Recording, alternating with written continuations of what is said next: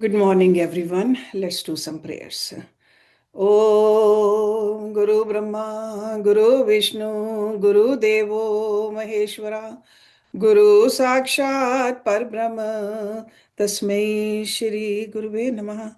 Om Bhur Bhavaswa तत्सवित्रवरेण्यं भर्गो देवस्य धीमहि धियो यो नः प्रचोदयात् अस्तो मा सद्गम्य तमसो मा ज्योतिर्गम्य मृत्योर्मामृतं गम्य ओम सहनाववतु सहनौ भुनक्तु सह वीर्यं करवावहि तेजस्विनावधीतमस्तु मा विद्विषावहि। ओम शांति शांति शांति। ओम लेट्स ओपन योग वशिष्ठ द्वितीय भाग सर्ग नंबर 248 पेज नंबर 505। दृश्य जगत की चैतन्य रूपता तथा ब्रह्म से अभिन्नता का प्रतिपादन। अभिन्नता, that means the sameness. See, भिन्न मीन्स डिफरेंट, अभिन्न सेमनेस। वशिष्ठ जी बोले, हे राम, आत्मा में संसार कुछ हुआ नहीं।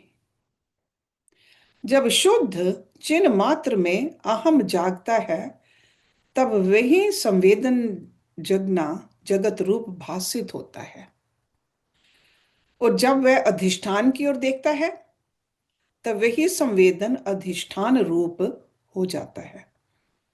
अपने रूप को त्याग कर अचेत चिन्ह मात्र होता है। अधिष्ठान, अधिष्ठान means the basis, the support, the substratum, अधिष्ठान। हे राम, सुफुरन और असुफुरन दोनों में वही है, परंतु फुरने से जगत भासता है। वह जगत भी कुछ और वस्तु नहीं, वही रूप है। जब संवित संवेदन फुरने से रहित होती है तब चिन्ह मात्र रूप हो जाती है। इस कारण ज्ञानवान को संसार आत्म रूप भासता है, ब्रह्म से भिन्न नहीं दिखता। जैसे किसी पुरुष का मन और कहीं गया होता है तो उसके आगे शब्द होने पर भी उसे नहीं सुनाई देता। वह कहता है कि मैंने देखा या सुना कुछ नहीं, क्योंकि जिस ओर चित्त होता है उसी का अनुभव होता है।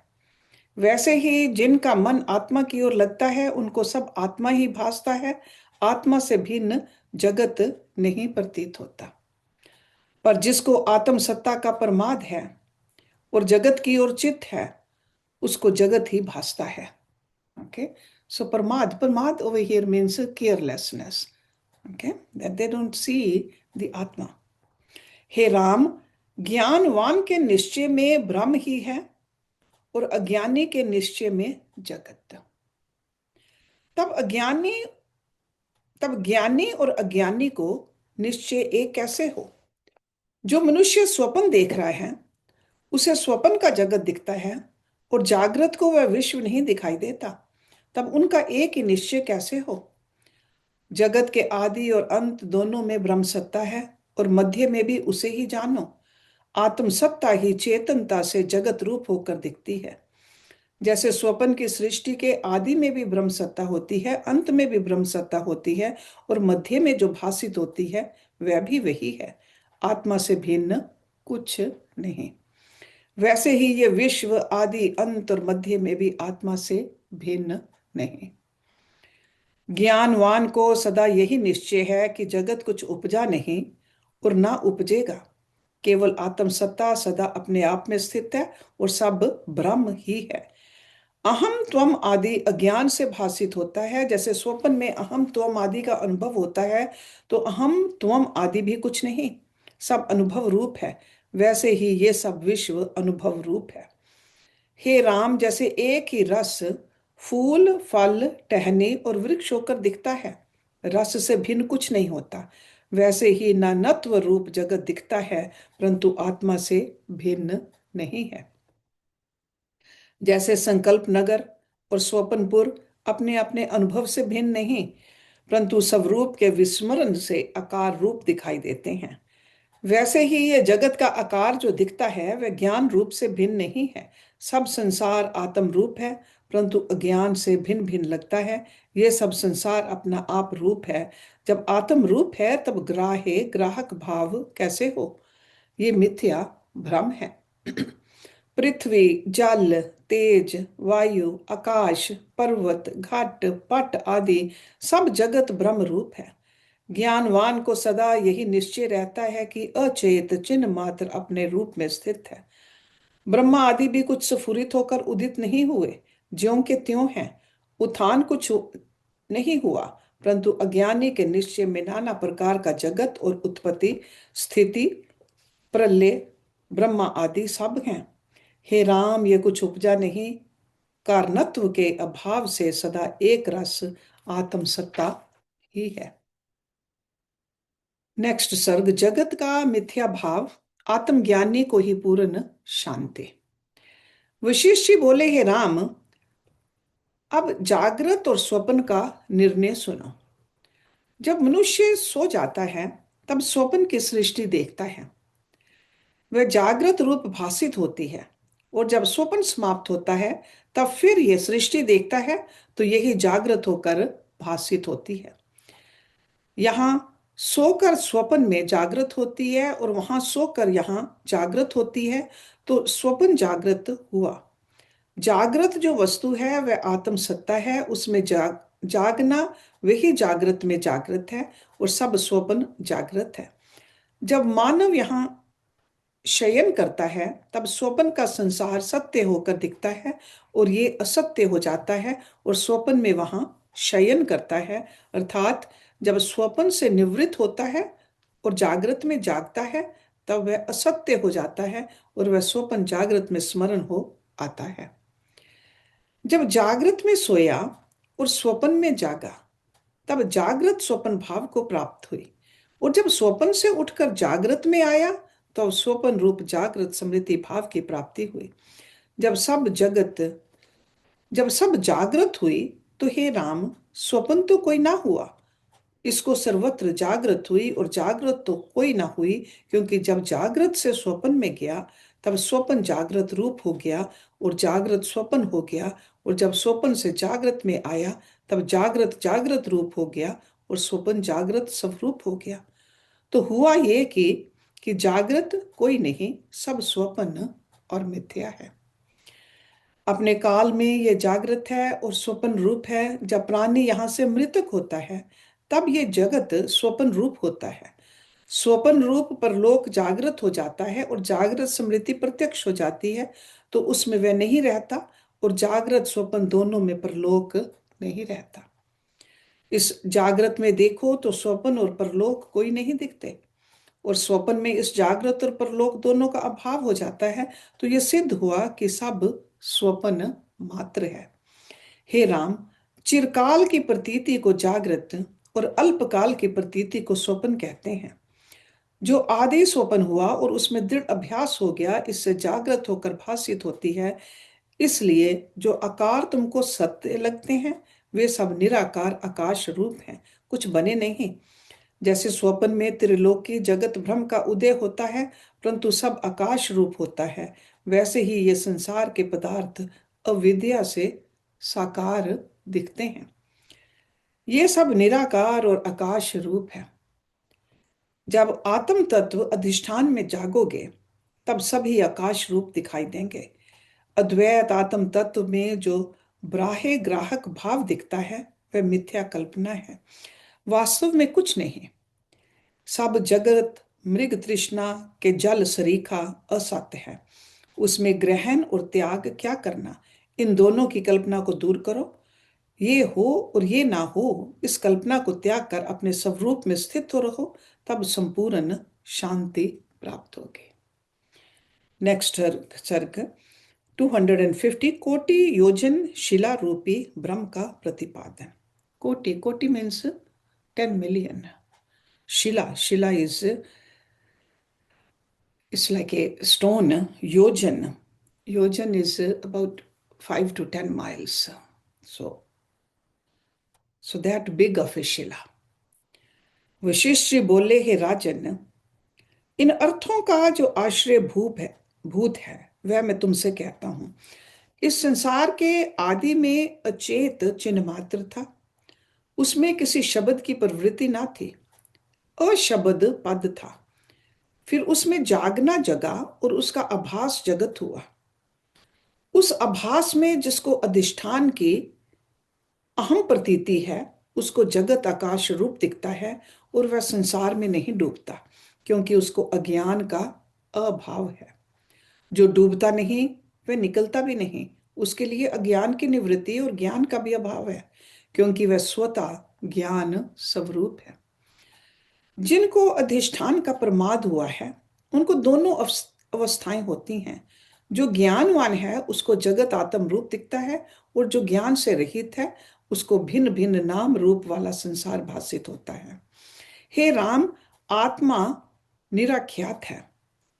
वह चारों अख्यातों से रहित निर्भास सत्ता है। चारों आख्याएं उसमें आभास हैं।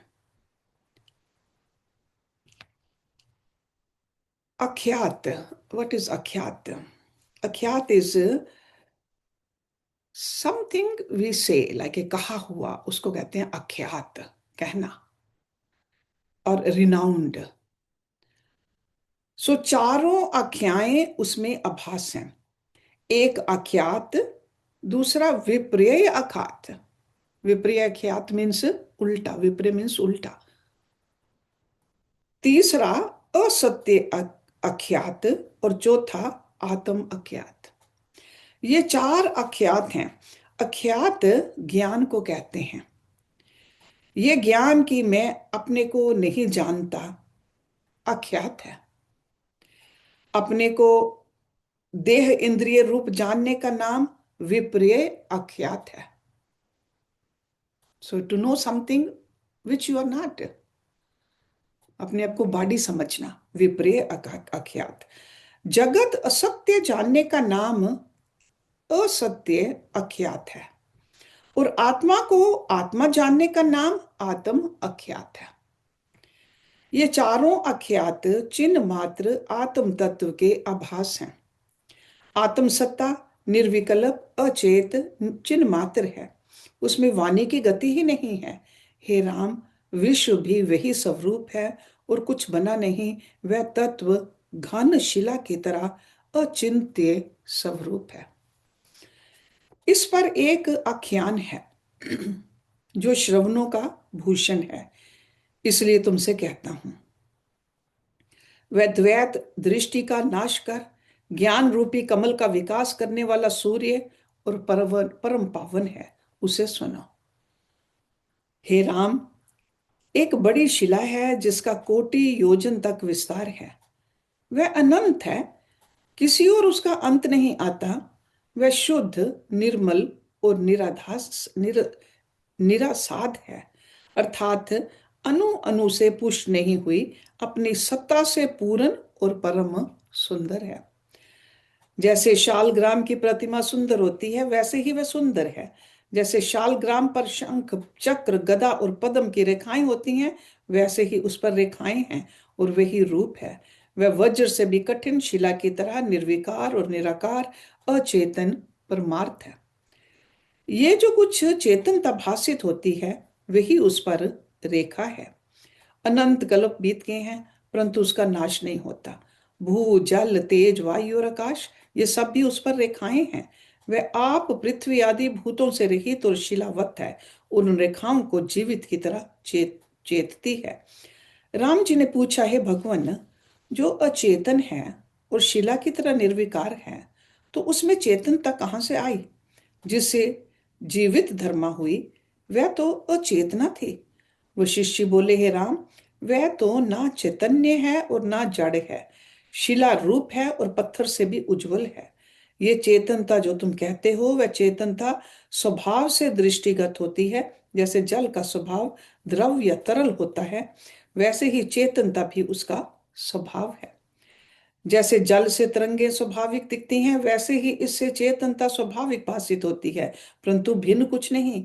वह सदा अपने आप में स्थित है और किसी से जानी नहीं जाती। अब तक किसी ने नहीं जाना। श्री राम ने पूछा, हे भगवान, किसी ने उसको देखा भी है अथवा नहीं? और किसी से वह टूटी है कि नहीं? वो शिष्य बोले, हे राम, मैंने उस शिला को देखा है, और तुम भी जो उस शिला को देखने का अभ्यास करोगे तो देखोगे। वह परम शुद्ध है, उसको मैल कभी नहीं लगता, उसमें ना कोई चिन्ह है ना पोल।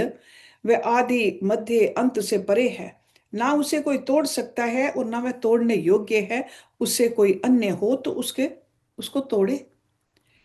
पृथ्वी, पर्वत, वृक्ष, जल, तेज, वायु, आकाश, देवता, दानव, सूर्य और चंद्र आदि ये जितने पदार्थ हैं, वे सब उसी की रेखा हैं और उसी के भीतर स्थित हैं। वह शिला महासूक्ष्म निराकार आकाश रूप है। राम जी ने पूछा, है भगवान, जो वह आदि मध्य और अंत से रहित है, तो आपने कैसे देखी? वशिष्ठ जी बोले, हे राम, वह और किसी से जानी नहीं जाती, अपने आप अनुभव से जानी जाती है। मैंने उसे अपने स्वभाव में स्थित होकर देखा है। जैसे खंबे को उसमें स्थित होकर देखें, वैसे ही मैंने उसमें स्थित होकर देखा है। मैं भी उस शिला की रेखा हूं, इससे मैंने उसमें स्थित होकर देखा है। श्री राम ने पूछा, है भगवान, वह कौन शिला है और उस पर रेखा कौन है? वशिष्ठ जी बोले, हे राम, वह शिला परमात्मा है। मैंने उसे शिला रूप इसलिए कहा कि वह घन चैतन्य रूप है, उससे इत्र कुछ नहीं, वह अचिंत्य रूप है।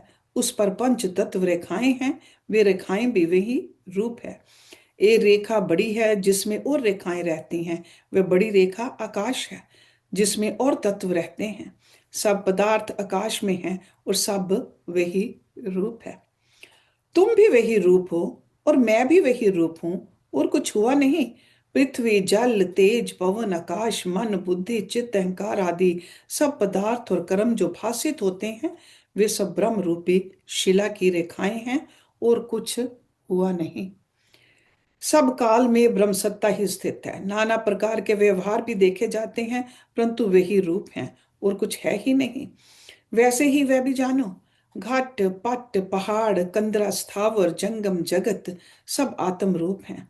आत्मा ही फुरने से ऐसी दिखती है जैसे जल ही लहरें होकर दिखाई देता है, वैसे ही ब्रह्म सत्ता ही जगत रूप होकर दिखती है।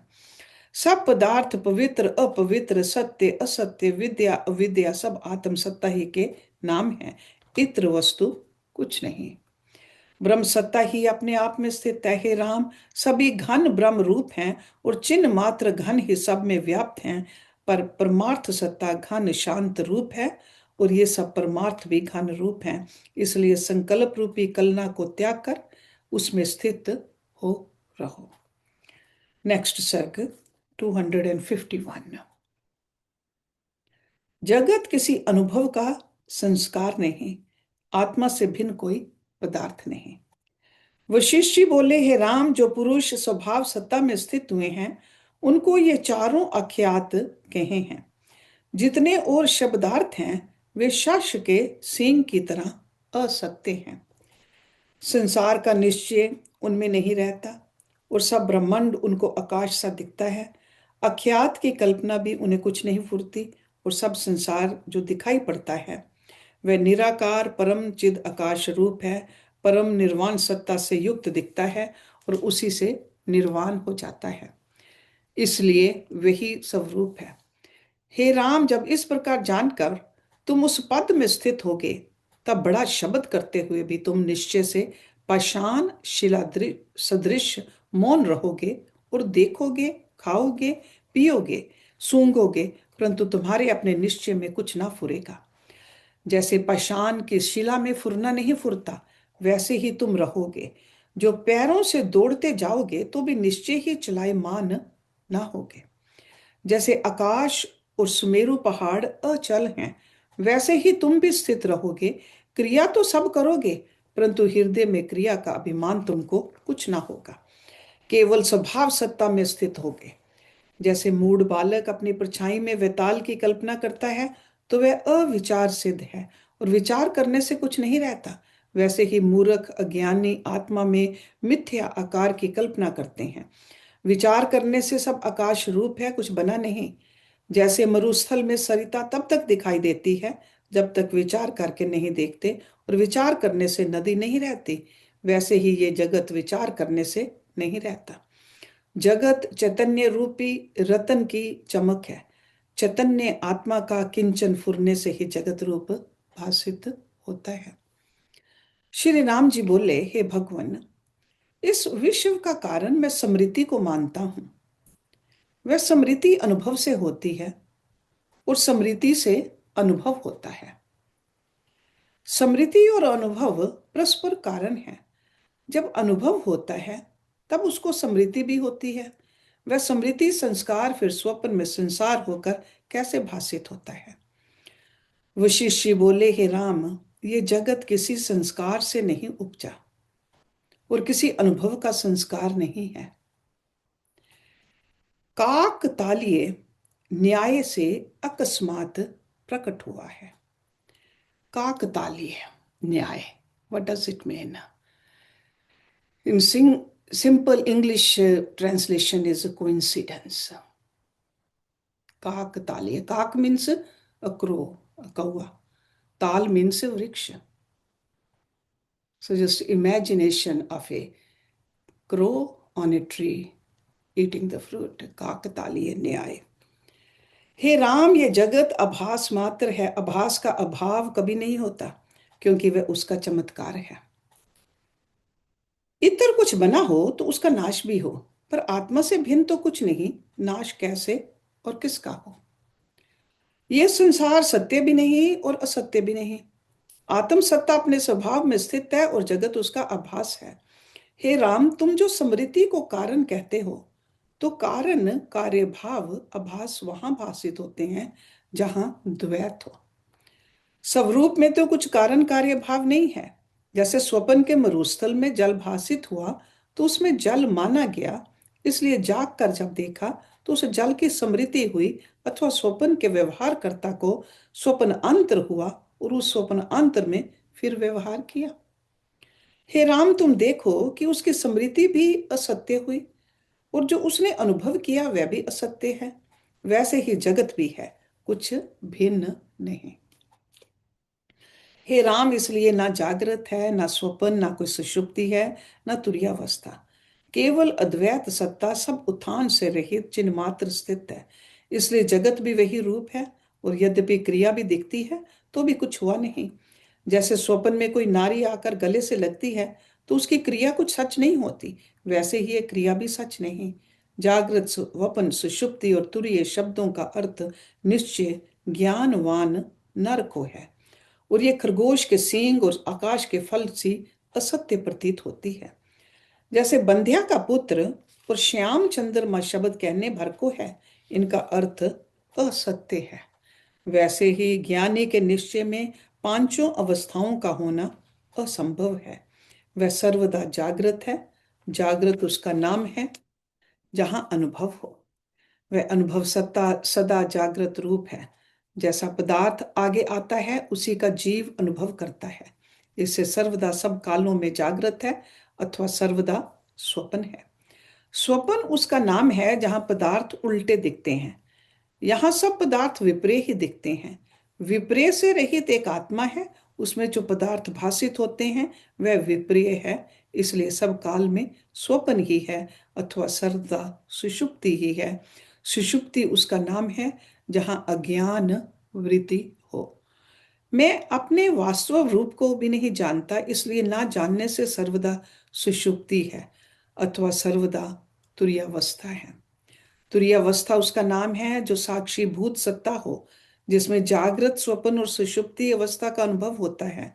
जो सर्वदा सबका अनुभव करता है वह प्रत्येक चैतन्य है। इससे सर्वदा तुरीय पद है अथवा सर्वदा तुरीय अतीत पद है। तुरीय अतीत उसको कहते हैं जो अद्वैत सत्ता है, जिसके पास द्वैत कुछ नहीं। सो सर्वदा अद्वैत अद्वैत सत्ता है, उसमें जगत का अत्यंत अभाव है। जैसे मरुस्थल में वारी का अभाव है।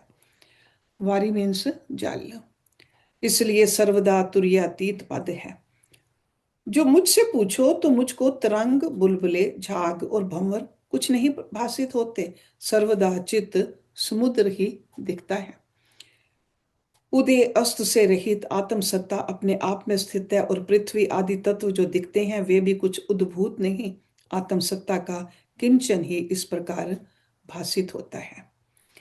जैसे नख और केश उपजते भी हैं और नष्ट भी हो जाते हैं, वैसे ही आत्मा में जगत उपजता भी है और लीन भी हो जाता है।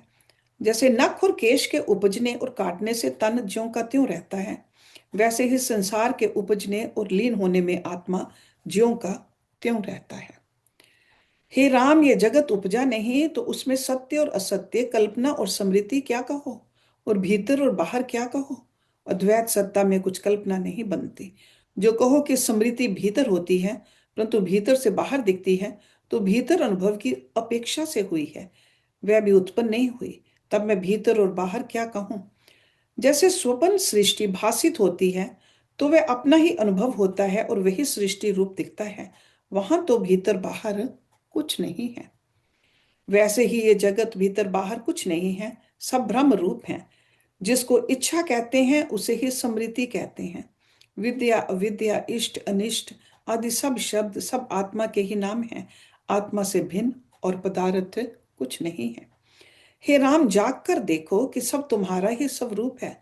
मिथ्या भ्रम को अंगीकृत करके भिन्न क्यों देखते हो। सब शब्द बिना अर्थ के कहीं नहीं है, और शब्द अर्थ का विचार संकल्प से होता है। संकल्प तब उठता है जब चित्त में अहम अभिमान होता है। उस चित्त को आत्मसार में लीन करो। जब चित्त का निर्वाण करोगे तब सब जगत शांत हो जाएगा। अहम के दर्पण में भव रूपी प्रतिबिंब पड़ता है। जगत कुछ वस्तु नहीं। जब चित्त निर्वाण हो जाएगा तब सब द्वैत कल्पना मिट जाएगी। ये जो मोक्ष शास्त्र मैंने तुमसे कहा है, इसके अर्थ का विचार कर, संकल्प को त्याग कर अपने परमानंद स्वरूप में स्थित हो जाओ। नेक्स्ट सर्ग, श्री राम के संशयों का वशिष्ठ द्वारा निवारण। वशिष्ठ बोले, हे राम, ये विश्व किसी कारण से नहीं उद्भूत हुआ।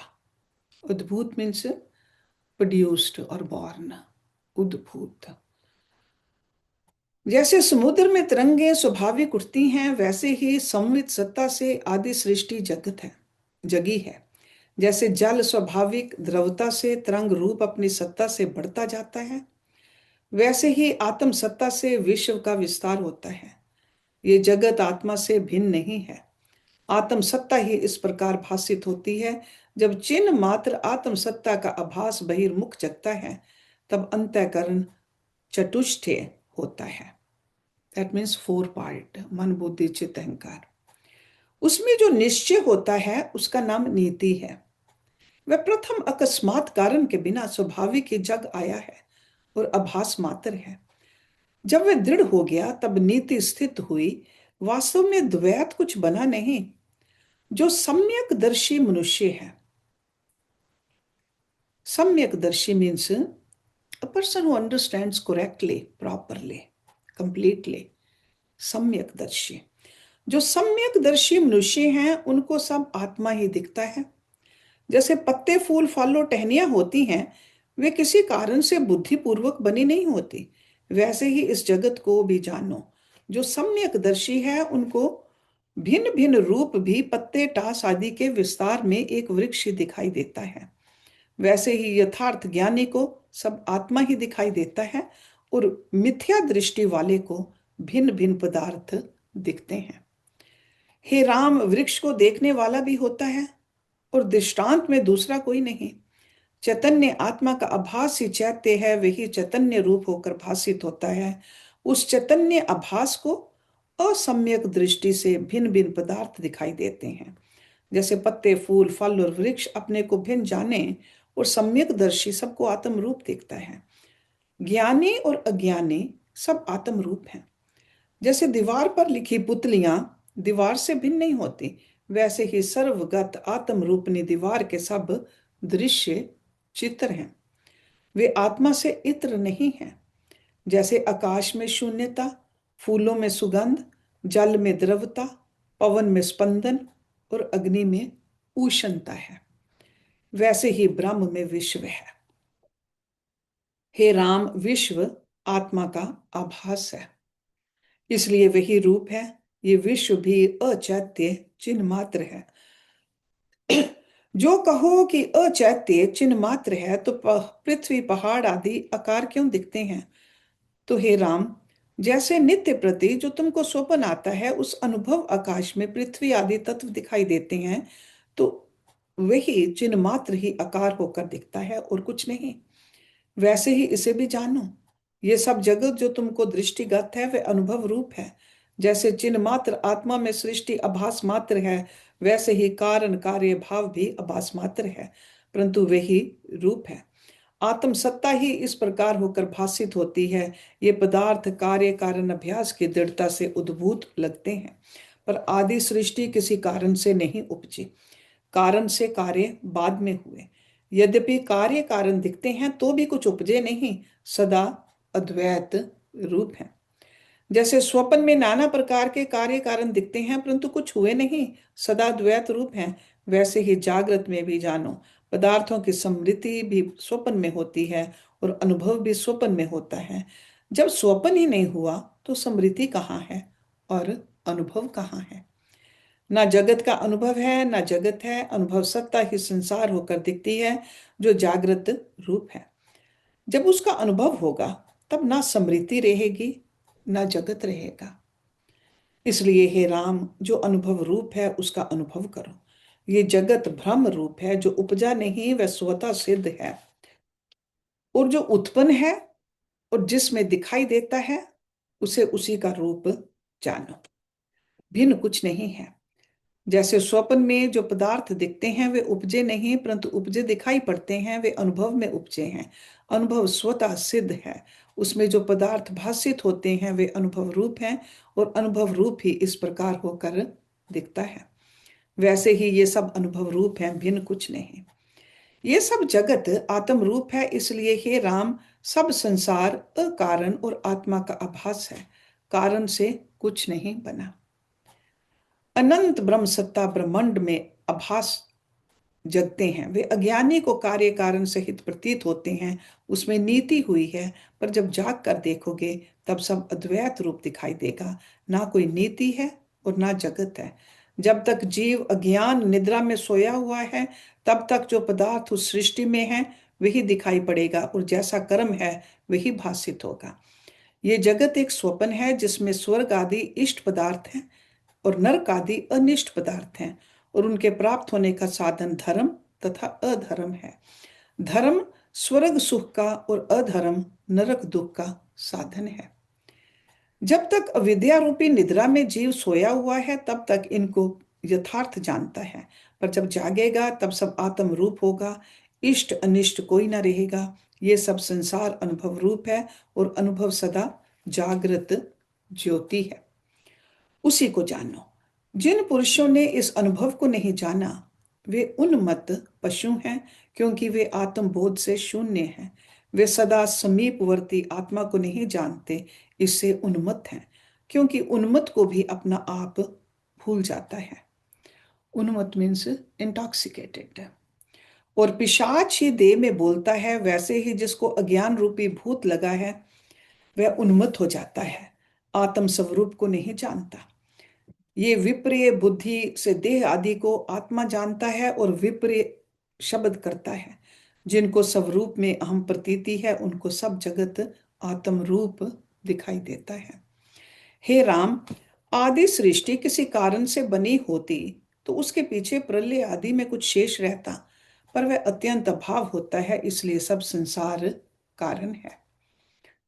जैसे चिंतामणि से अकारण पदार्थ दिखाई देता है वैसे ही ये अकारण है, ना कहीं संस्कार है और ना स्मृति है, सब आत्मा के पर्याय हैं, आत्मा से भिन्न कुछ नहीं।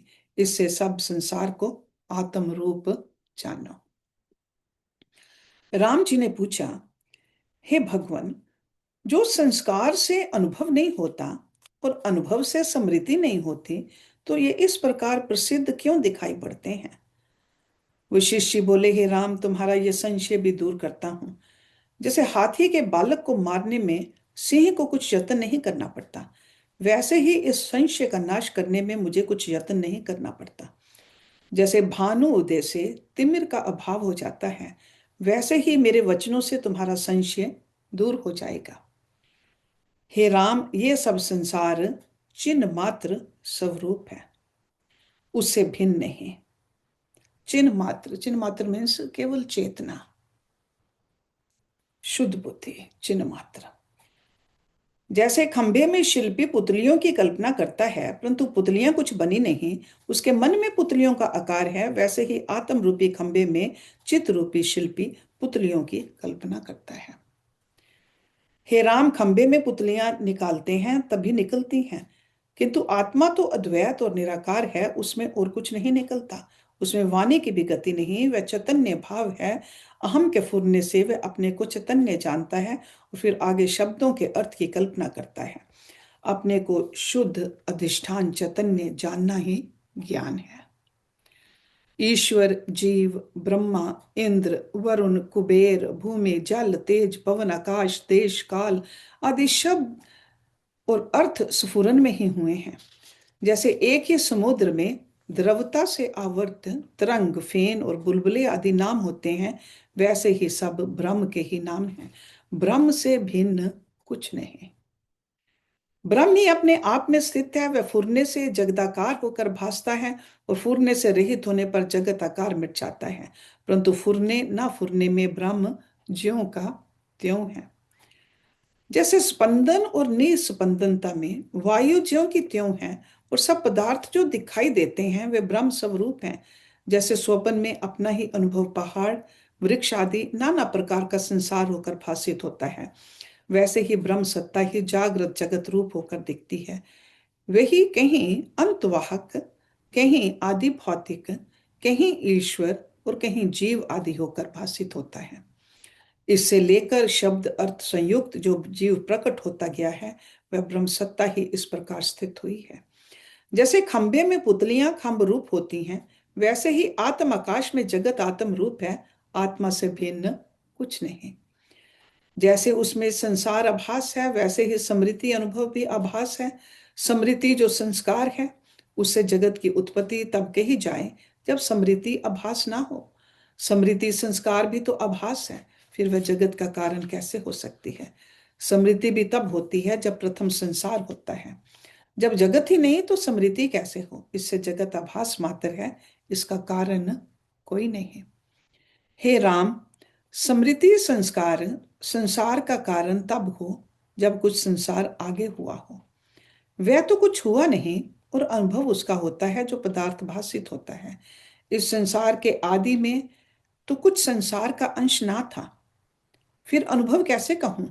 जो अनुभव ही ना हुआ तो स्मृति किसको हो, और जब स्मृति ही ना हुई तो फिर उससे संसार कैसे कहूं। इसलिए हे राम, आदि जगत अकारण अकस्मात उत्पन्न है। जैसे रतन की चमक होती है, वैसे ही जगत है।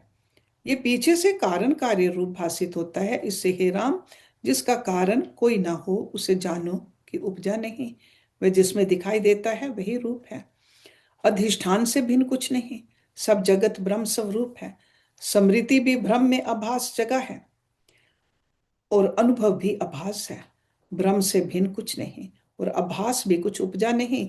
आभास की तरह संसार दिखता है। आत्म सत्ता अद्वैत है, जिसमें आभास, स्मृति, अनुभव, जागृत और स्वप्न की कल्पना कुछ नहीं तो क्या है, ब्रह्म ही है। फुरना जिसे कहते हैं वह कुछ वस्तु नहीं है। जैसे खंबे में शिल्पी पुतलियों की कल्पना करता है, वैसे ही स्पंदन चैतन्य आत्मा में संसार की कल्पना करता है। शिल्पी तो आप भिन्न होकर कल्पना करता है, पर यह चित्त सत्ता ऐसी है कि अपने ही स्वरूप में कल्पना करती है और जगत रूपी पुतलियां देखती है। आत्मा आकाश रूपी खंबा है, उसमें जगत भी आकाश रूपनी पुतलियां हैं। जैसे आकाश अपने आकाश भाव में स्थित है, वैसे ही ब्रह्म अपने ब्रह्म भाव में स्थित है। संसार भिन्न भी दिखाई देता है, परंतु अचैत्य चिन्ह मात्र स्वरूप है, भेदभाव को नहीं प्राप्त हुआ। और विकारवान भी दिखता है, परंतु विकार नहीं हुआ। जैसे स्वप्न में जीव आप ही सब स्पष्ट दिखते हैं, वैसे ये जगत अपने आप में दिखाई देता है, परंतु कुछ नहीं है। हे राम, यही आश्चर्य है कि मैंने अपने अनुभव को प्रकट करके उपदेश किया है। जीव आप भी जानते हैं, स्वप्न में नित्य देखते हैं और सुनते भी हैं, परंतु निश्चय करके जान नहीं सकते और स्वप्न में पदार्थों को मूर्खता से त्याग नहीं सकते। नेक्स्ट सर्ग, जीवन मुक्त मनुष्य के लक्षण तथा आत्मज्ञानी के सुखपूर्वक शयन का विवेचन। शिष्य बोले, हे राम, जो पुरुष इंद्रियों के इष्ट विषयों को पाकर सुख नहीं मानता और अनिष्ट विषयों को पाकर दुखी नहीं होता, इनके भ्रम से मुक्त है और बड़े भोग पदार्थ प्राप्त हों तो भी अपने स्वरूप से चलायमान नहीं होता, उसको जीवन मुक्त जानो। हे राम, सब शब्द अर्थ जिसका द्वैत रूप नहीं दिखते, उसे तुम जीवन मुक्त जानो। जिस अविद्या रूपी जागृत में अज्ञानी जागते हैं, उसमें ज्ञानवान सो रहे हैं, और परमार्थ रूपी जागृत में अज्ञानी सो रहे हैं।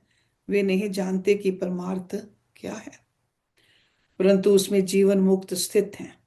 इस कारण ज्ञानवान इष्ट अनिष्ट विषयों को पाकर सुखी और दुखी नहीं होते, उनका चित्त सदा आत्म पद में स्थित है।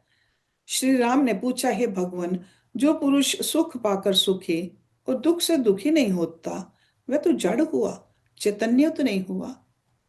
विशिष्य बोले, हे राम, सुख दुख तब तक होता है जब तक चित्त को संसार का संबंध होता है।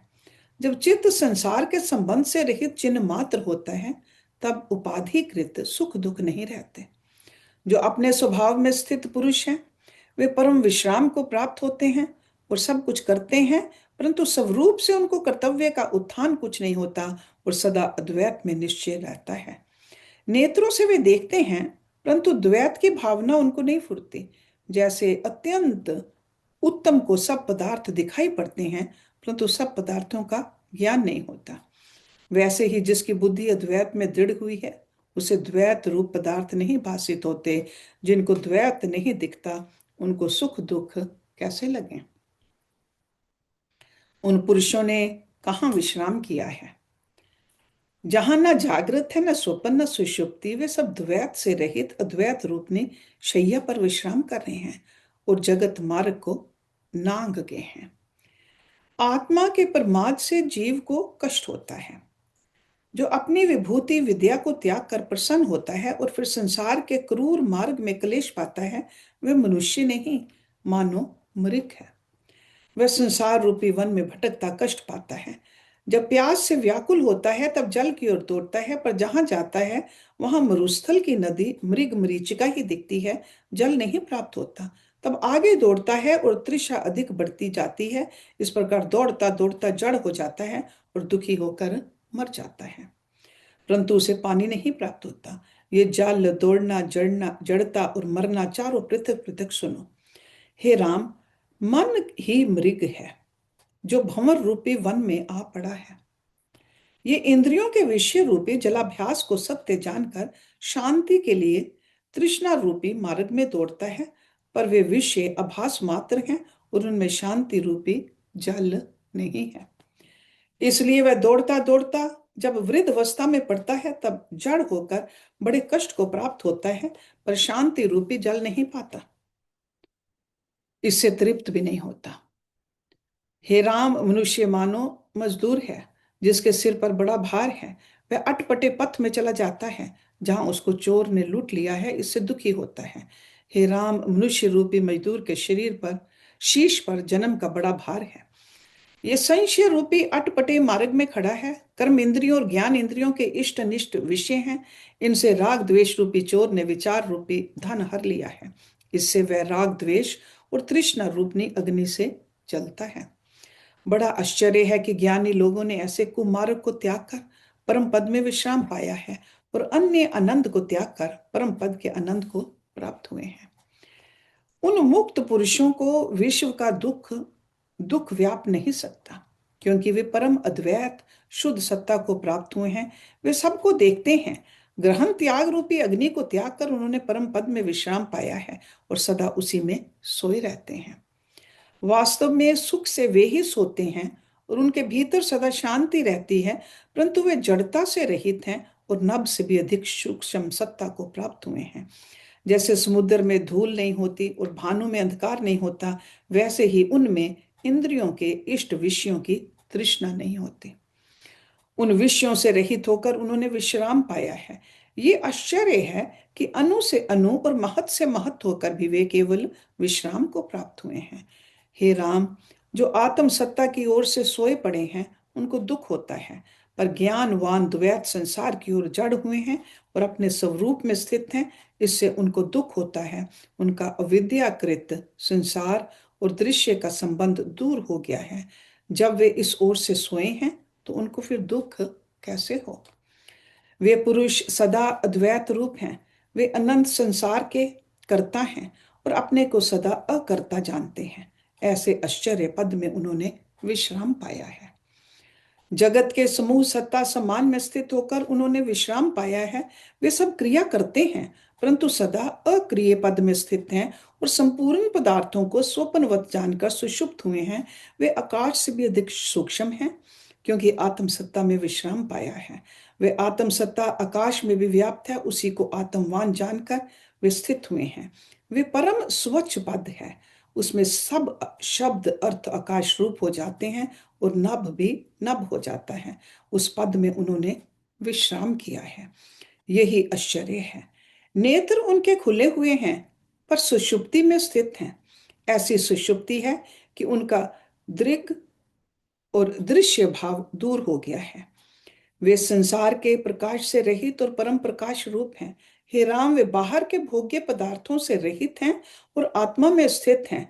प्रकट में वे सोते हैं पर सुषुप्ति में जागते हैं और जागृत से उनको सुषुप्ति है।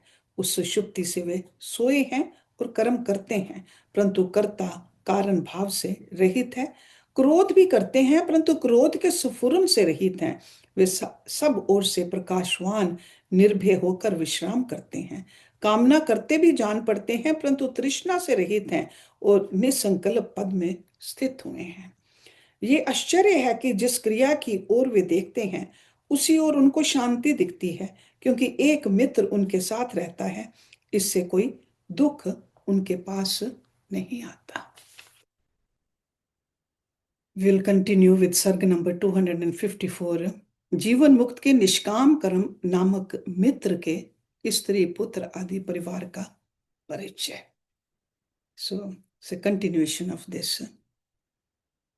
beautiful sarga. ओम पूर्णमदा पूर्णमिदं पूर्णात् पूर्णमुदच्यते पूर्णस्य पूर्णमदाय पूर्णमेवावशिष्यते। ओम शांति शांति शांति। Thank you for joining.